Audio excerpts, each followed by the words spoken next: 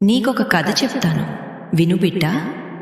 నేను చాలా గొప్ప భక్తురాలిని అని చెప్పుకుని తిరిగే ఒక ఆడదాని గురించి ఇది.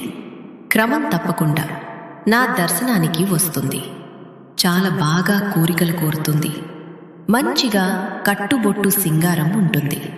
కాని ఇంట్లో భర్తకు సరిగా అన్నం కూడా పెట్టదు.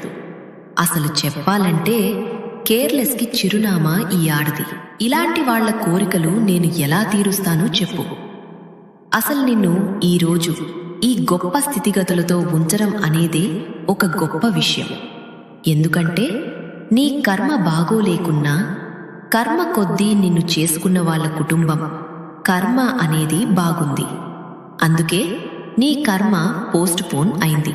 కానీ గుర్తుపెట్టుకో, కుటుంబాన్ని పక్కన పడేసి నీకు నచ్చిందే ఆడతాను, నా నోటికి అడ్డు ఎవరొస్తారు అను